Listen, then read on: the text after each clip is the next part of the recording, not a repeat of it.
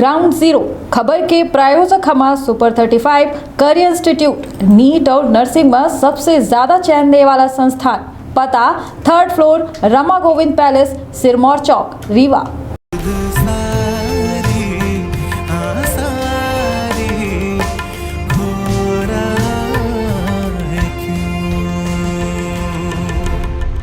मुझे नहीं जाना घर वापस।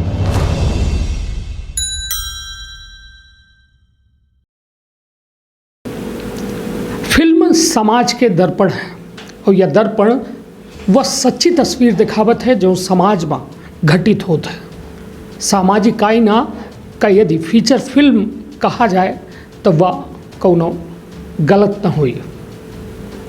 फिल्म हमार अपना के संस्कृत परंपरा के साथ साथ वह सामाजिक तानेबाना का बिल्कुल बड़े पर्दा पर ऐसा उकेरत थी कि लागत है कि फिल्म दिखे के बाद कि यह अपने जीवन की वह क्षण है जो बड़े पर्दा पर चल रहा है। हर फिल्म निर्माता एक संदेश देता है कि अपना के जीवन में कुछ न कुछ बदलाव जरूर हो। एक ऐसे हम आज अपना का युवा प्रतिभा से मुखातिब कराऊँ देवयानी अनंत, जिनके द्वारा कीनता इंजीनियरिंग है, मतलब उनका माता पिता उनका इंजीनियर के रूप में देखे चाह रहे हैं, लेकिन कहा थे ना कि एक इंजीनियर नहीं बन सके, बाकी सब कुछ बन जाता। हमहू पत्रकारिता करी लागे बतौर बीटेक इंजीनियरिंग कई के। ऐसे देवयानी जी जो है इंजीनियरिंग कई के फिल्म लाइन में चली गई और लंबा संघर्ष कई के बाद अब खुद एक बेहतरीन फिल्म के निर्माण करी नहीं, जेकर अपना ट्रेलर जाए के द बाइसिकल डेज़ के नाम से वह फिल्म ही और बेहतरीन फिल्म बनाई गई ही। उसका ट्रेलर अपना जाए कि यूट्यूब पर देख सके थे और वह फिल्म के प्रोड्यूसरों अपना ही और डायरेक्टरों अपना है। वो अपना के द्वारा वह फिल्म का वह हर कुछ दे के प्रयास की इनका है जो अपना के दिलो दिमाग में रहा। संदेश के साथ साथ बेहतर मनोरंजन वह फिल्म अपना का देखे को मिली और ट्रेलर से अपना अंदाज़ा लगा ले कि फिल्म कितनी बेहतरीन रूप से निर्माण की गई है।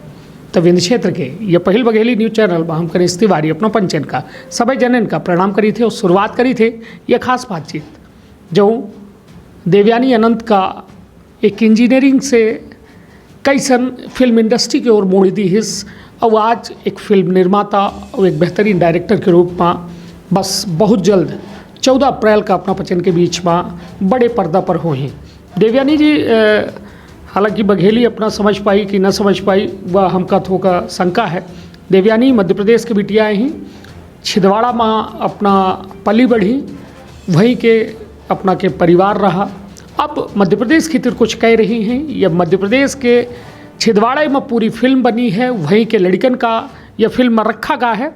बहुत कुछ बात है जो शायद हमका नहीं पता है, जेके खातिर हम देवयानी से अपना का रूबरू कराऊँ। तो देवयानी जी आप अपने बारे में कुछ बताएं दर्शकों को। जी धन्यवाद। नमस्कार आप सभी को। मैं छिंदवाड़ा की मूल निवासी हूँ और मेरी जो स्कूलिंग हुई है वो सब छिंदवाड़ा से ही हुई है। उसके बाद मैंने इंजीनियरिंग किया है जो SATI विदिशा से किया है, इलेक्ट्रॉनिक्स एंड इंस्ट्रूमेंटेशन ब्रांच में। मैं कॉलेज में लिखती थी और मोस्टली छोटे बच्चों के लिए जो छोटी छोटी कहानियाँ हैं, कविताएं हैं वो लिखती थी। फिर लगा कि कहानियाँ कविताएं तो बच्चों तक पहुँच सकती हैं पर या ऑडियंस तक पहुँच सकती हैं, पर जो ऑडियो विजुअल मीडियम होता है जिसमें आप ऑडियो भी के साथ वीडियो कुछ बना के दिखाते हैं वो शायद ऑडियंस को ज़्यादा कनेक्ट करता है।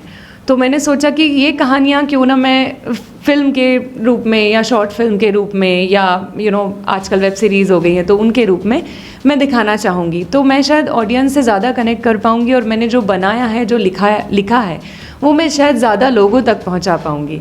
सो इस ख्याल को लेके मैंने एनिमेशन चालू किया, क्योंकि मेरी जो कहानियाँ थी वो थोड़ा सा कहीं ना कहीं एनिमेशन टच लेती थी, थोड़ा सा कहीं ना कहीं ऐसा लगता था कि एनिमेशन में ज़्यादा खूबसूरत लगेंगी। फिर लगा कि आर्ट तो सेम ही है, मतलब अगर आपको एनिमेशन भी बनाना है तो आपको स्टोरी टेलिंग आनी चाहिए, आपको स्क्रीन प्ले लिखना आना चाहिए, आपको एक्टिंग की नॉलेज होनी चाहिए, मतलब मे बी क्राफ्ट अलग हो सकता है। यहाँ पे जो लाइव लोग हैं वो एक्ट करते हैं, वहाँ पे हम कीज़ दे के बनाते हैं, बट कहीं ना कहीं लाइटिंग सेम होती है, डायरेक्शन सेम होता है, कैमरा एंगल सेम होता है, उसके बाद म्यूज़िक है, बैकग्राउंड म्यूज़िक है, सॉन्ग्स हैं, सो पोस्ट प्रोडक्शन है ना, आपका पीआर है, आपका रिलीज़ है, सब सेम होता है। तो कहीं ना कहीं आपको ये चीज़ें सीखनी होती है। सिंस मेरा कोई बैकग्राउंड रहा नहीं है, मेरा सारा बैकग्राउंड, मेरे जितने भी रिलेटिव्स हैं, मेरे पेरेंट्स हैं, सब कोई एजुकेशन डिपार्टमेंट में, कोई विद्युत विभाग में, ये सारे विभाग में थे, तो मेरे लिए काफ़ी नया था, मैं किससे पूछूं, क्या करूं, कहाँ जाऊं। सो फिर मैं मुंबई गई, मैंने असिस्ट करना चालू किया। थोड़ा कहूँगी फॉर्चुनेट भी था कि शुरुआत में काफ़ी अच्छी फिल्में मिली असिस्ट करने के लिए, काफ़ी बड़े लोगों के साथ मैंने काफ़ी बड़े लोगों को असिस्ट किया, जिसमें मेरी पहली फिल्म थी रेस 2, जिसमें मैंने आर्ट में काम किया। मैं डायरेक्शन में तो नहीं थी, पर मुझे आर्ट का काम मिला तो मैंने वो कर लिया। फिर मैंने लक्ष्मी की, जो नागेश कुकनूर जी के साथ थी, उसमें मैंने डायरेक्शन में काम किया, पर मैं आर्ट हैंडल कर रही थी। मेरी नेक्स्ट फिल्म थी सत्याग्रह, जिसमें मैंने कॉस्ट्यूम किया। सो इस तरीके से मैंने डायरेक्शन के साथ साथ बाकी सारी एस्पेक्ट्स फिल्म मेकिंग के सीखे। सो कंटिन्यूटी सीखी, जो कंटिन्यूटी सुपरवाइज़र होता है मैंने वो भी किया, मैंने एसोसिएट का भी काम किया। इस हिसाब से जब मैंने 3 साल पहले अपनी last film as an associate की, तो मुझे लगा कि कहीं ना कहीं अब मैं रेडी हूँ एक छोटा प्रोजेक्ट बनाने के लिए, एक अपना खुद का एक प्रोजेक्ट बनाने के लिए, मेरी जो कहानी है वो लोगों तक पहुँचाने के लिए। लॉकडाउन चालू हुआ, लॉकडाउन में हम सबके पास घर में बैठे थे, ज़्यादा कुछ काम था नहीं, तो हमने अपनी पुरानी जो कहानियाँ लिखी हुई थी बहुत 10 साल पहले, 7 साल पहले जब हम असिस्ट करते थे, सोचा था कि कुछ बनाएंगे, वो कहानियाँ निकाल के रिवाइव करना चालू किया। तो बाइसिकल डेज़ लिखी हुई थी, बट इतना फाइन मैंने लिखा नहीं था, आइडियाज़ थे, आइडियाज़ को कंपाइल करके रखा हुआ था। सोचा ये बनाया जा सकता है, इससे शुरुआत की जा सकती है। इंडिपेंडेंट प्रोड्यूसर, इंडिपेंडेंट डायरेक्टर थे, बहुत ज़्यादा बजट हमारे पास था नहीं, तो हमने भी ऐसी स्टोरी चुनी जो हमारे कहीं ना कहीं हमारे बजट में आ जाए, कहीं ना कहीं हमारे लिए थोड़ी सी बीइंग फर्स्ट टाइमर ऐसा हो कि हम लोग वो आसानी से अचीव कर सकें। तो बाइसिकल डेज़ हमने उठाई, उसको रिवाइव किया। उसके बाद फिर हम लोगों ने मतलब सारे टेक्निकल एस्पेक्ट जोड़ना चालू किया। इस फिल्म में गाने हैं, गाने बनने चालू हुए। हम लोगों ने सारा जो भी टेक्निकल था वो सारा फुलफ़िल किया, टेक्निकल जो भी एस्पेक्ट थे। उसके बाद मैं छिंदवाड़ा गई, सोचा अपने होम टाउन में शूट करूँगी तो थोड़ा मेरे लिए आसानी होगी। बहुत मतलब किसी का फाइनेंशियल बैकग्राउंड था नहीं, कोई एनीवेज बैकग्राउंड में था नहीं मेरे, तो मैंने सोचा चलो छिंदवाड़ा जाके चालू करते हैं। जब मैं छिंदवाड़ा गई तो लगा कि बच्चे तो सब जगह के सेम हैं, बच्चे तो कच्ची मिट्टी के घड़े होते हैं, जैसा सिखाओ वैसा सीख जाते हैं। तो हमने सोचा चलो एक एक्सपेरिमेंट करके देखते हैं। अलग अलग स्कूल्स से बच्चों को कास्ट किया, उनको 1.5 महीना ट्रेनिंग दी, पर जब जो रिज़ल्ट आया वो एकदम एक्स्ट्राऑर्डिनरी था। मतलब मेरे लिए भी एक सोचने वाली बात थी कि जो बच्चे काम कर रहे हैं, जो उनमें सीखने की एबिलिटी है या जो वो सीखना चाहते थे। कोविड का टाइम था, मतलब कोविड 1 और कोविड 2 के बीच का टाइम था, बच्चों को भी था कि चलो सीखें, कुछ करें। तो बच्चों ने इतना अच्छा परफॉर्म किया कि मुझे लगा कि नहीं यार, मतलब जो मैंने एक्सपेरिमेंट किया है, जो मैंने सोचा कि बच्चों के साथ किया जा सकता है, वो हमने आगे बढ़ा के फिर इस फिल्म को चालू किया। एंड शूटिंग हमारी ख़त्म हुई, 25 दिन की शूटिंग थी हमारी। लॉकडाउन 2 आया, उसमें कुछ 6 महीने का काम रुका हमारा। उसके बाद फिर धीरे धीरे करके हमने ये फिल्म को कंप्लीट किया, जो अब रिलीज़ के लिए रेडी है। चलिए, यह लंबी कहानी जो सुने न अपना, यह संघर्षण की कहानी है। ये कहानी कोनो एक दिन में नहीं तैयार हो सके। एक फिल्म बने के पीछे के जो पर्दे के पीछे की कहानी होती वो बड़ी जटिल होती, और ओकर इतने भाग होते कि शायद 3 घंटा में जितना जल्दी दर्शक होके खातिर अपन प्रतिक्रिया दे देते, शायद ओके पीछे जो पर्दा के पीछे लोग हैं वह बड़ा आसान्वित रहा थे कि बड़ी अच्छी जो है सामने वाले की प्रतिक्रिया आई।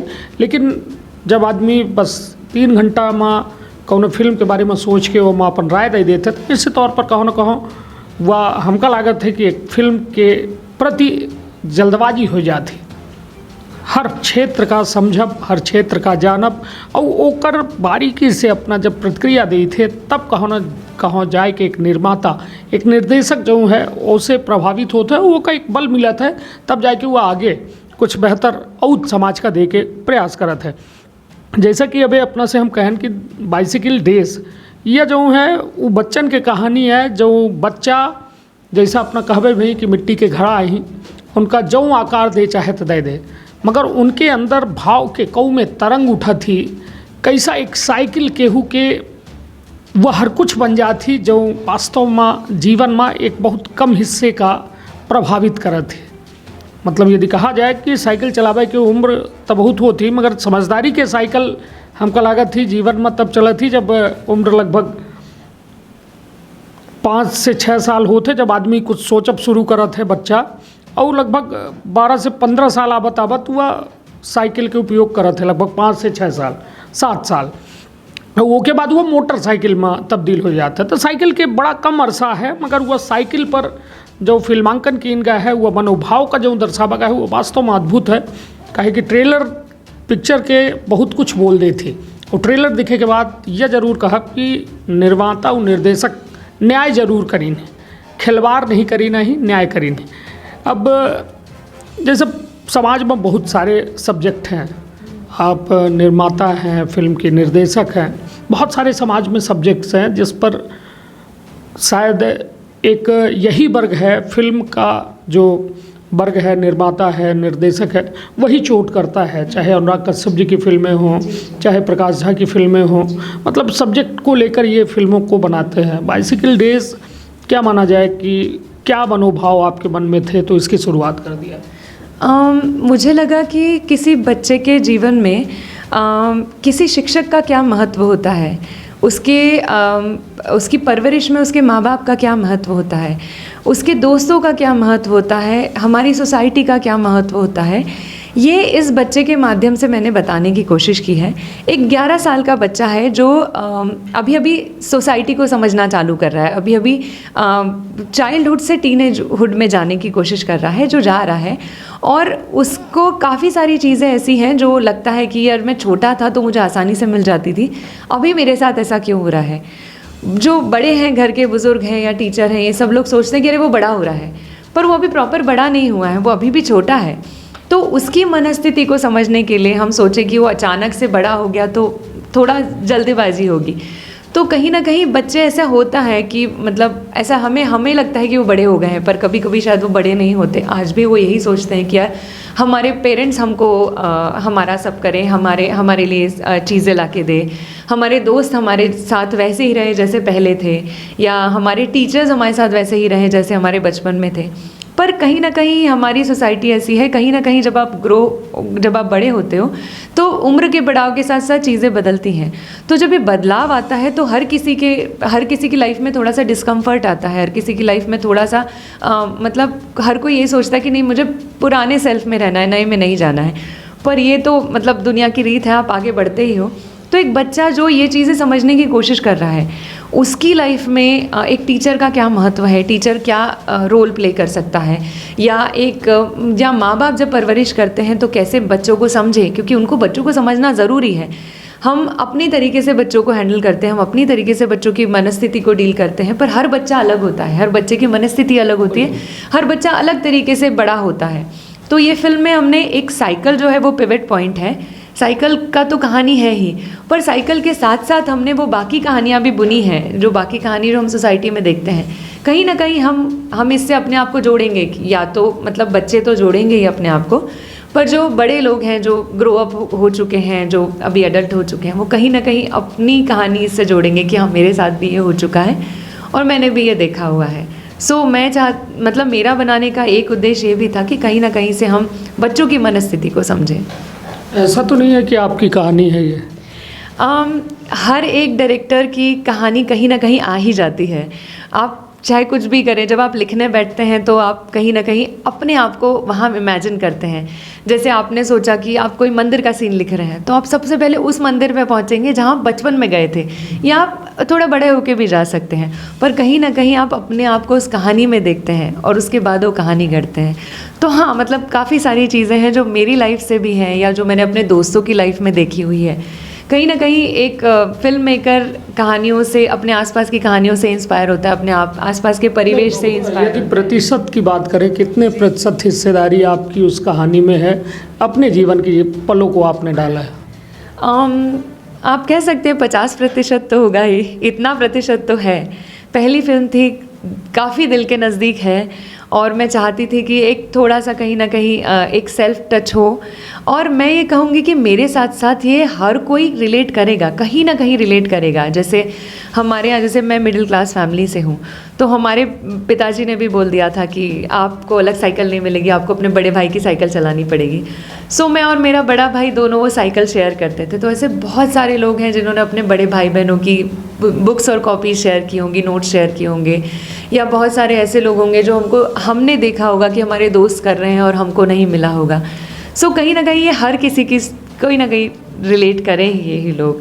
मतलब ज़िंदगी से चुराई गई एक बेहतरीन कहानी जो बाइसिकल डेज़ के रूप में बहुत जल्द नज़दीकी सिनेमा घरन में पहुँचे वाली है, और तैयार अपना कहो के परी है कि 14 अप्रैल का यह फिल्म जो है नज़दीकी सिनेमा घरन में बस तैयार है। अब उसके पीछे के बड़ी वजह यह है कि अपना जो है एक सधी जो है निर्माता हो चुकी हैं, निर्देशक हो चुकी हैं, एक फिल्म का, एक बेहतर फिल्म का समाज का समर्पित करे वाली हैं।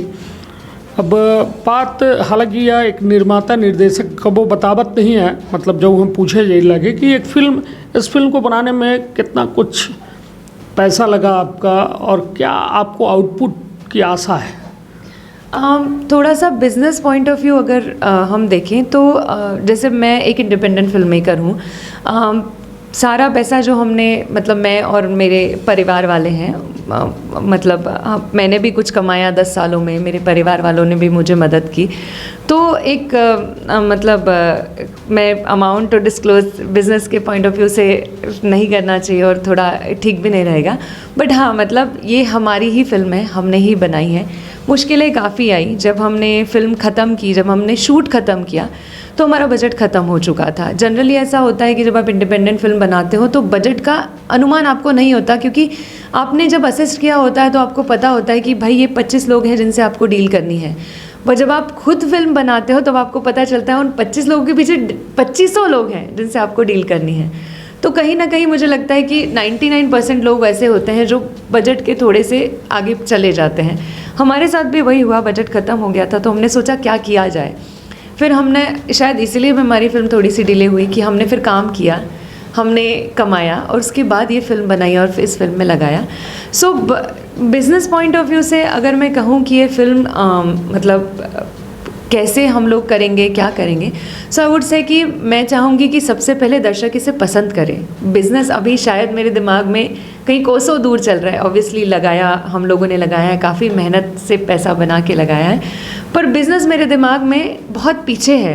मैं चाहती हूँ कि लोग इसे देखें, इसे सराहें और पसंद करें, और शायद अपने जीवन में अगर आपको कुछ लगे कि हाँ आपसे कुछ रिलेट करता है तो आप कहीं ना कहीं ये रिलेट करें। सिनेमा थोड़ा सा, जो थिएट्रिकल सिनेमा हम कहें या बच्चों का सिनेमा हम कहें, वो कहीं ना कहीं ख़त्म होते जा रहा है। मोस्टली बच्चों का सिनेमा बोला जाए तो आज बच्चों के पास कंटेंट नहीं है देखने के लिए। अगर हम कहें कि चलो छुट्टी के दिन बच्चों को हम सिनेमा घरों में लेके जाते हैं दिखाने के लिए, तो बच्चों के पास अच्छा सिनेमा नहीं है देखने के लिए। तो मैं चाहूँगी कि कहीं ना कहीं मेरा प्रयास ये रहेगा मेरे इस प्रोजेक्ट से या आने वाले प्रोजेक्ट से, कि मैं कहीं ना कहीं वो बच्चों का सिनेमा रिवाइव करूं। जैसे हम कभी सोचते थे कि हम अगर पिछले हमारे स्कूल के डेज़ में जाके देखें, हमने काफ़ी सारी फिल्में स्कूल से, हम लोग सारे हमारे टीचर्स हमको लेके जाते थे और हमने काफ़ी सारी खूबसूरत फिल्में हमने स्कूल्स में देखी हैं। तो आज भी जब हम वो दिन याद करते तो हम बहुत खुश होते हैं कि हमने ये सिनेमा देखा था या वो सिनेमा देखा था। तो कहीं ना कहीं मुझे ऐसा लगता है कि अगर मैं ये सिनेमा रिवाइव कर पाई, अगर मैं बच्चों का सिनेमा या एक पारिवारिक सिनेमा वापस से रिवाइव कर पाई, जिसमें बच्चे सेंटर ऑफ, जिसमें बच्चों का इमोशन हो, जिसमें बच्चे सेंटर हो, तो शायद ये प्राइमरी मेरे दिमाग में अभी चल रहा है। तो बिज़नेस तो मतलब ऑब्वियसली एक इंडिपेंडेंट फिल्म मेकर के लिए ज़रूरी है, ताकि हम आगे भी जो प्रोजेक्ट बनाएं उसके लिए सहूलतें हों, उसके लिए आसानी हो। पर फिलहाल एक ही चीज़ है कि लोगों तक ये फिल्म पहुंचनी चाहिए, लोगों ने ये फिल्म को पसंद करना चाहिए, ताकि जो हम आगे बनाएं तो और कॉन्फिडेंस से बनाएं हम, और हमारे लिए बच्चों के कंटेंट बनाने के लिए और कॉन्फिडेंस हो। जनरली लोग देखने का तो है कि फिल्म थिएटर्स में जाके बच्चों का कंटेंट कम देखते हैं, पर बनाने के लिए भी प्रोत्साहन कम मिलता है। तो अगर ये फिल्म लोगों को पसंद आई तो शायद हमको और प्रोत्साहन मिलेगा और हम आगे की फिल्म भी अच्छी बना पाएंगे। चलिए, आपको लगता नहीं कि स्टार कास्ट कोई ऐसी बड़ी नहीं है तो ये फिल्म में प्रभाव डालेगी, या फिर आपको लगता है कि नहीं एक्टिंग बच्चों में मायना नहीं रखता? नहीं, मतलब एक्टिंग क्षमा कीजिएगा, मैं बोल रहा हूँ क्योंकि बेहतर जो होगा वही कर उसी ने किरदार को निभाया होगा। मतलब ये कि जो स्थापित बाल कलाकार भी हैं, ऐसा नहीं है, एक बड़ी इंडस्ट्री है इसकी जहाँ बच्चे काम करते हैं। तो मतलब आपने छिंदवाड़ा को चुना और छिंदवाड़ा से बच्चों को आपने चुनाव किया, तो क्या लगता है कि ये ज़्यादा सफलतम होगा, या फिर एक कोई ऐसा चिर परिचित चेहरा आप लेती वो ज़्यादा आसान होता आपके लिए? आसानी तो मुझे होती, अगर मैं कोई स्टार लेती या कोई परिचित चेहरा लेती तो आसानी होती, पर मतलब मुझे लगता कि अगर उनको ले लेती तो बाकी टैलेंट कहाँ से आता। मैं भी नई हूँ, मैं भी अपने आप को कहीं ना कहीं नया सोचती हूँ, नए तरीके से काम कर रही हूँ, मुझे भी किसी ने मौका दिया था। तो मुझे ऐसा लगता है कि बच्चों ने जो काम किया वो बहुत अच्छा किया है। और ऑब्वियसली मतलब कोई पोस्टर में कोई बड़ा होता तो लोग, जैसे एक नॉर्मल सोच होती है कि कोई बड़ा पोस्टर में हो तो लोग ज़्यादा आकर्षित होते हैं, बट मुझे ऐसा लगता है कि बीइंग अ डायरेक्टर, मतलब बिजनेस पॉइंट साइड में रख दिया जाए तो being a director, being a story teller, कहानीकार के तौर पे मुझे ऐसा लगता है कि कहानी जो है वो सबसे बड़ा स्टार होती है। अगर आपकी कहानी अच्छी है और अगर आपकी डिटर्मिनेशन अच्छा है, वो कहानी को बनाने के लिए आपने मेहनत की है, तो कहीं ना कहीं वो लोगों तक पहुंचता ही है। हिंदी मीडियम जैसा कंटेंट आपने देखा कि बच्चे पर आधारित थी, इरफान खान जैसे बड़े ज़बरदस्त एक्टर को फिल्म मेकर ने लिया और किरदार को निभाया, और बड़ी सफलतम फिल्म थी वो अपने सेगमेंट में। तो मतलब मेरा कहने का तात्पर्य ये है कि एक बिज़नेस के हिसाब से ये कितना अहम होता है, क्योंकि आप फिल्म नगरी को, फिल्म दुनिया को समझती हैं, तो कितना अहम होता है कि एक बड़ा किरदार हो, बड़ा चेहरा हो, वो फिल्म को थोड़ा सा बिजनेस पॉइंट ऑफ व्यू से आसान बना देता है। कुछ ये भी होता है कि नहीं होता? जी, मतलब आप 100% करेक्ट हैं। अगर कोई बड़ा चेहरा होता है तो बिज़नेस तो बहुत अच्छा होता है, बहुत अच्छा इफ़ेक्ट करता है। बट जैसे आपने हिंदी मीडियम की बात की या इंग्लिश मीडियम भी आई थी जिसमें इरफान सर थे, तो मतलब बच्चे की स्टोरी थी, बच्चों के ऊपर स्टोरी थी, पर कहीं ना कहीं जो सेंटर ऑफ अट्रैक्शन थे वो इरफान सर हो गए थे। ये कहानी बच्चों की है, तो अगर मैं किसी बड़े को भी लेती हूँ तो कहीं ना कहीं जो सेंटर है वो कहीं ना कहीं शिफ्ट हो जाता। मेरा मानना ऐसा था कि बच्चों की कहानी है, और जैसे मैंने बोला कि मैं किसी बड़े स्टार को भी लेती तो भी कहानी बच्चों की ही होती। नहीं, पैसे की वजह से बड़े स्टार को नहीं लिया, या फिर ये ऐसी ही बनानी थी फिल्म? दोनों रीज़न हो सकते हैं, पर प्राइमरी रीज़न तो मतलब यही था कि बच्चों के साथ ही बनानी है। एंड नए लोगों को इसलिए चांस देना था क्योंकि मुझे ऐसा लगता है आगे भी, फ्यूचर में भी नए लोग जितना पोटेंशियल से अपने आप को मतलब रखते हैं सामने, उतना शायद जो मतलब या तो फिर आप बहुत बड़े स्टार्स के साथ जाओ, मतलब एकदम ए लिस्टर्स, जैसे आपने इरफान सर का नाम लिया या बहुत सारे लोग हैं, या तो फिर आप किसी ऐसे नए टैलेंट को चांस दो जिसको वाकई में मतलब जिसमें प्रतिभा बहुत कूट कूट के भरी हुई है, और जो वाकई में जब आएगा पर्दे के सामने तो बहुत अच्छा लगेगा। तो मुझे ऐसा लगता है कि दोनों ही रीज़न थे हमारे, बट हम लोग आगे भी अगर बनाएंगे, किसी स्टार को भी लेंगे for the business point of view अगर आप बोल रहे हैं, तो भी हम चाहेंगे कि हम नए प्रतिभाओं को ज़रूर मौका दें। मध्य प्रदेश की फिल्म इंडस्ट्री को आप किस तरीके से देखती हैं? मध्य प्रदेश में आपने पूरा ये फिल्म का कहा जाए कि इसका निर्माण किया, यहाँ की कास्टिंग किया आपने, यहाँ के लोकेशंस यूज़ किए, लेकिन आज़ाद हुए मध्य प्रदेश मतलब बने हुए बड़ा लंबा अरसा हो गया, मगर फिल्मों के प्रति प्रदेश की सरकार हो या फिर कहा जाए यहाँ के जो लोग भी हैं, जो भी फिल्म स्टार्स भी हैं जो मध्य प्रदेश से ताल्लुकात रखते हैं, इस इंडस्ट्री को मध्य प्रदेश में क्या डेवलप नहीं करना चाहते, या फिर ये माहौल नहीं है यहाँ पे? क्या वजह लगती है? थोड़ा सा मैं कहूँगी माहौल थोड़ा सा कम है, अभी जो फिल्म डिवीज़न बना है मध्य प्रदेश का वो बहुत अच्छा काम कर रहा है। मैं इसलिए बोल सकती हूँ इस बारे में क्योंकि मुझे शायद सबसे ज़्यादा मदद एडमिनिस्ट्रेशन ने की है, जो छिंदवाड़ा का एडमिनिस्ट्रेशन था उन्होंने, और सबसे ज़्यादा मदद मुझे मध्य प्रदेश फिल्म डिवीज़न ने ही की है। परमिशन निकालने से लेके तो हर चीज़ को लेके मध्य प्रदेश फिल्म डिवीज़न ने मेरी बहुत हेल्प की है।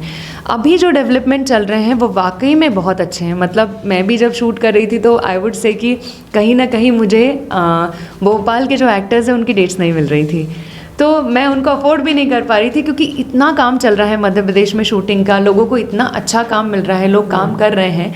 तो मुझे ऐसा लगता है कि ये 2-3 साल में जो भी डेवलपमेंट हुआ है ना, ये बहुत अच्छा हुआ है। दूसरी चीज़, पक्ष में माहौल है, आपको लगता है कि एक बड़ी इंडस्ट्री खड़ी हो सकती है आने वाले दिनों में? जी बिल्कुल, मुझे लगता है कि 3 सालों में जो डेवलप हुआ है वो रिमार्केबल डेवलप है, बहुत अच्छा डेवलपमेंट है।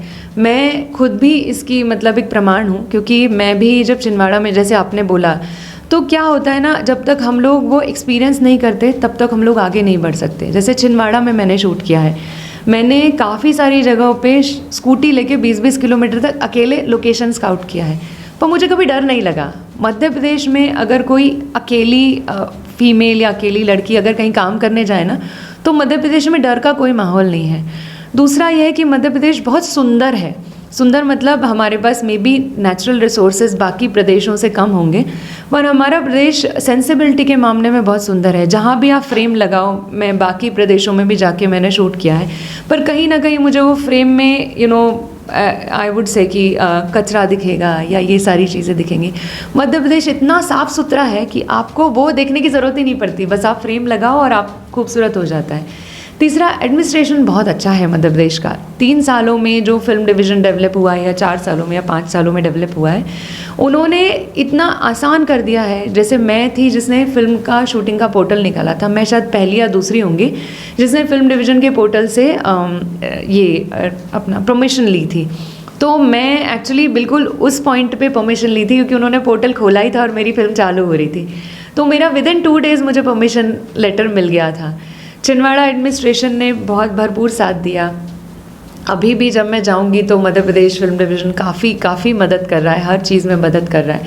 सो आई वुड से कि भविष्य बहुत अच्छा है। मैं पास्ट में नहीं जाके बोलूँगी क्या हुआ क्या नहीं हुआ, पर वाकई में मध्य प्रदेश में अगर कोई फिल्म बनाना चाहे तो भविष्य बहुत अच्छा है। फिल्म डिवीज़न की आपने बात की, जो मध्य प्रदेश का है वो भी कुछ मदद कर रहा है फाइनेंशियली आप लोग को? कुछ क्लॉजेज हैं उनके, अगर उनके क्लॉजेज में हम लोग फिट बैठते हैं तो ज़रूर वो हमारी मदद करेंगे। वो भी एक रूल बुक के हिसाब से ही चलते हैं। तो जैसे उनके कुछ सपोज सब्सिडी ले लीजिए, बाकी चीज़ों में तो प्रत्यक्ष अप्रत्यक्ष रूप से मदद सबको ही कर रहे हैं। मतलब मैं नहीं कहूँगी कि मैं अकेली हूँ जिसको मदद मिल रही है, अप्रत्यक्ष रूप से भी फिल्म डिवीज़न बहुत मदद कर रहा है। बट उनकी कुछ रूल बुक्स हैं, अगर हम उसमें फ़िट होते हैं तो ज़रूर हमको वो मिलेगा, हम उससे डिप्राइव्ड नहीं रहेंगे, पर हमको वो कुछ एक बेसिक मिनिमम कैटेगरीज हैं वो फुलफ़िल करनी पड़ेंगी। अगर वो फुलफ़िल होती है तो हम ज़रूर उसके हकदार रहेंगे। एंड थोड़ा सा एक है जो रिवाइवल चल रहा है, टेक्निकल आस्पेक्ट्स और आई वुड से कि इक्विपमेंट आस्पेक्ट, ये दोनों चीज़ें अभी भी जो लोग हैं वो मुंबई से मंगवा रहे हैं, टेक्निकल मुंबई से आ रहे हैं, पर जो इक्विपमेंट है वो मुंबई से आ रहे हैं। पर पिछले 6 महीनों में जब मैं शूट कर रही थी तब तो मुझे थोड़ी सी प्रॉब्लम हुई थी, पर पिछले 6 महीनों में ये भी काफ़ी ज़्यादा आगे बढ़ा है। मतलब बहुत और भी ज़्यादा आसान हो गया है मध्य प्रदेश में फ़िल्म बनाना या कंटेंट क्रिएट करना, काफ़ी आसान हो गया है। OTT प्लेटफॉर्म को कैसे देखती हैं? ये एक बड़ा रिवोल्यूशन आया है। जब मतलब आप एक इंडिविजुअल फिल्म निर्माता के रूप में मुझे लगता है कि एक बार तो आपने ज़रूर सोचा होगा कि बड़े पर्दे में नहीं तो नेटफ्लिक्स है, हॉटस्टार है और बड़े बड़े जो प्लेटफॉर्म हैं वहाँ तो अपन बिक जाएंगे और खर्चे निकल आएंगे, ऐसा विचार आता था मन में? हाँ, जब हमने चालू किया था फ्रैंकली ये विचार था कि OTT पहले, लॉकडाउन के पहले ऐसा था कि OTT पे जो इंडिपेंडेंट फिल्म मेकर्स थे उनको काफ़ी प्रोत्साहन मिलता था। मतलब अगर आप अच्छी फिल्म बना के लेके जा रहे हैं ना तो OTT का एक अलग ऑडियंस था। पर लॉकडाउन के बाद, मतलब कोविड के बाद सारे समीकरण चेंज हो गए। OTTs पे अब बड़े स्टार्स की फिल्म भी आने लगी, तो हमारे लिए, जो मैं अकेली नहीं, जितने भी इंडिपेंडेंट फिल्म मेकर्स हैं उनके लिए थोड़ी और तकलीफ़ बढ़ गई है। पर आई वुड से OTT से एक चीज़ें अच्छी हुई कि मेरे जैसे फिल्म मेकर्स जो कम बजट की फिल्में जिन्होंने चालू किया है, या जिन्होंने, जैसे आपने बोला कि कोई स्टार नहीं है, तो अगर ऐसे लोगों को लेके अगर आप फिल्म बनाते हो तो OTT वाकई में बहुत अच्छा प्लेटफॉर्म है। हम लोग ने थिएट्रिकल रिलीज़ इसलिए सोची क्योंकि 2 रीज़न थे इसके। पहला तो ये कि इजी था OTT पे जाना, OTT पे रिलीज़ कर देते, बट कहीं ना कहीं एक फिल्म मेकर को ऐसा लगता है कि अगर आप थिएटर में जाते हैं तो आप शायद कहीं ना कहीं आगे भी अपने फ्यूचर के लिए आप आप थिएट्रिकल रिलीज़ चालू कर सकते हैं। ये छोटी फिल्म है ऑफ कोर्स, बट हम कोशिश करेंगे कि हम थोड़ा और बड़े बजट की फिल्में बनाएं, तो हम चाहेंगे कि हम उसमें भी थिएट्रिकल जाएं। कहीं ना कहीं वो थिएटर कल्चर रिवाइव होना चाहिए। फिल्म अच्छी बनी है, फिल्म थिएटर में देखने लायक बनी है, मतलब अगर मैं कहूँ कि थिएटर में देखने लायक नहीं बनती तो शायद मैं भी इतनी कॉन्फिडेंट नहीं होती थिएटर में रिलीज़ करने के लिए, पर फिल्म अच्छी बनी है, थिएटर में देखने लायक बनी है, और कहीं ना कहीं हमें लगा कि अगर वर्ड ऑफ माउथ होगा तो हम आगे भी थिएटर में बढ़ सकते हैं। OTT अल्टीमेट ऑप्शन था हमारे पास और आज भी है, ऐसा नहीं है कि, और हमारे जैसे फिल्म मेकर्स के लिए OTT मतलब एक वरदान है, पर थिएटर से दूर नहीं जाया जा सकता। रिलीज़ के बारे में दर्शकों को कुछ बता दें आप, और समय की भी एक मर्यादा है, दर्शक भी अपना अमूल्य समय हमें दे रहे हैं, उसके लिए आपको तो धन्यवाद मैं देता ही रहता हूँ, शुरू से लेकर अंतिम तक आपका शुक्रगुजार रहता हूँ कि मुझे लगातार प्यार देते हैं और सभी मेहमानों को हमारे उतना ही स्नेह देते हैं जितना आप लोग हमें देते हैं। तो रिलीज़ के बारे में बता दें, कब रिलीज़ हो रही है, कैसे, मतलब ऑल इंडिया रिलीज़ है या कैसे रिलीज़ है, इसके बारे में बताएं। 14 अप्रैल को ये फिल्म सिनेमाघरों में रिलीज़ होगी।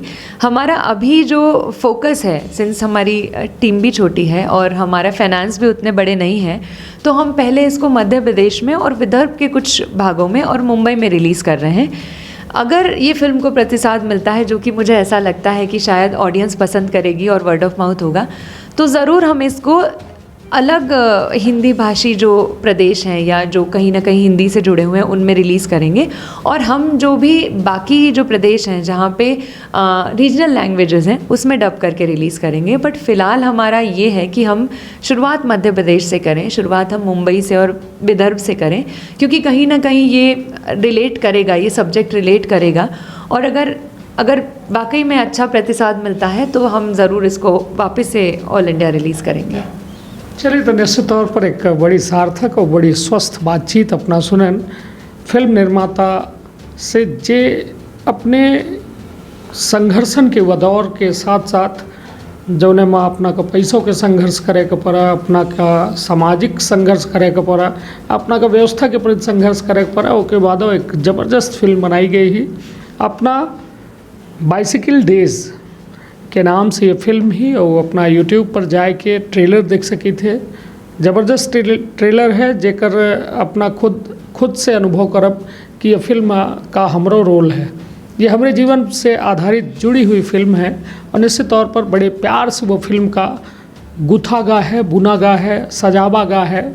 ऐसे अपना वो फिल्म का देख के अपन राय, या ट्रेलर का देख के, अभी तक फिल्म अभी थोड़ा दूर है, तो ट्रेलर का देख के कमेंट बॉक्स में अपन राय अवश्य दे। तो अपन अपने परिवार के रखा बहुत ख्याल। धन्यवाद, प्रणाम। धन्यवाद।